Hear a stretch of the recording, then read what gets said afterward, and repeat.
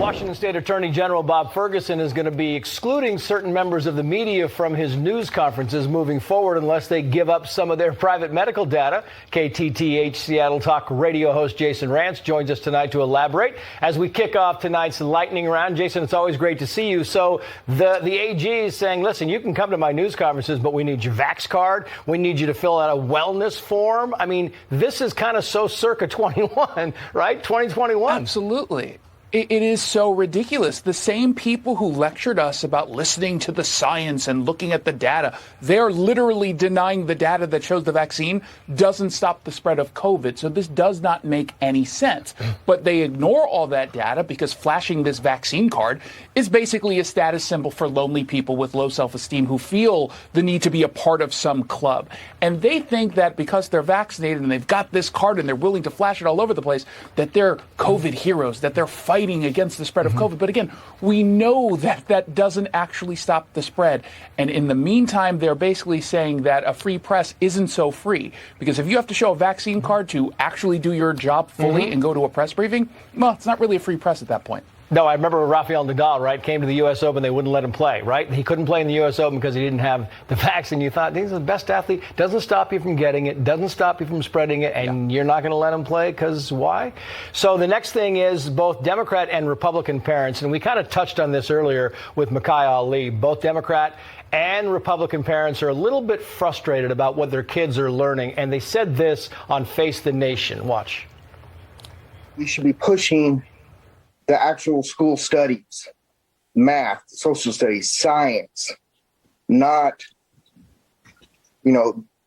gender studies or sexual identifications. I really would say sex education. I feel like some things, are brought to the children's attention they wouldn't even think about. You can teach them one thing at home, but when they go to school, they're just as much influenced by their teachers and their surroundings. And we should have more input, the parents. Except for inflation in the Fox News poll, what your kids are taught was number 2, Jason. People are tired of being on the sidelines. Absolutely. And it just seems like so many people are shocked when they get comments like that from parents. It's like, unless you live outside of New York and LA, this is all brand new to you. Who could have seen this coming? Telling kids that there's 17,000 different genders and you can have all of them at once should you choose, or also none of them at all. Clearly, parents are paying attention. They started to pay attention a lot more during the COVID pandemic when they were hearing some of the comments being taught to their kids from the laptops in the living room or on the kitchen table. And so they are saying, yeah, enough is enough. Let us go back to the normal conversations in classrooms, the normal curriculum. And look, they should have had a wake-up call on the left when they saw what happened in San Francisco, what happened in Waukesha, what happened all across the country, Loudoun County. Right. But instead, they pretended that these were just anomalies. They're not anomalies. Parents are coming out in big ways, and they're going to be a part of the red wave. And speaking of the school board, Talana Reed, anti-cop activist, demanded that vandalism, or she demanded the police, out. Vandalism is appointed to a school board. She says this: it amazes me how those pigs can sit over there to watch us peacefully talk about what we want to change in this state. It amazes me, and they don't pay attention until we tear blank up. So before I get started, tear everything in this effing city until they do what we want them to do. And now she's on the school board. Welcome.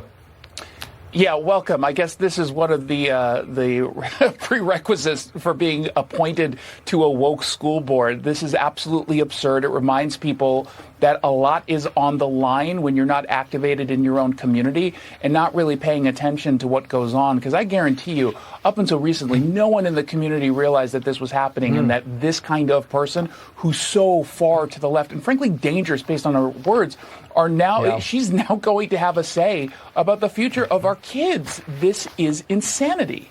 Yeah, 30 seconds left. I want to put this on the screen because it's Halloween and candy. Nobody really thinks about candy prices, right, Jason, until you got to go out and buy 10 bags of the stuff. Skittles, 42%, Starburst way up, Snickers, M&Ms, Twix. I mean, when you're buying 10 bags of this stuff, all of a sudden that 42% is a big deal.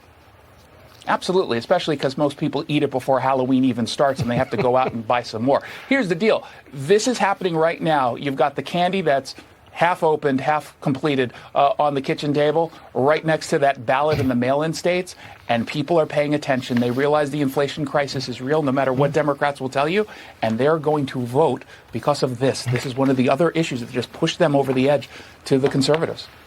Jason, stand by. You are invited to the nightcap. Let's bring in Matt Finn. We're going to bring in Matt because the conversation as we look now is about business dress, right? Changing apparently post-pandemic. And I'm telling you, I was telling Matt in the break that I was walking across having lunch here the other day, and it's kind of a techie place, this whole studio segment of West LA, Santa Monica. But I will tell you this, the guy's wearing a tank top with no sleeves and flip-flops into the office, and I don't get it. What are your thoughts on this, Matt?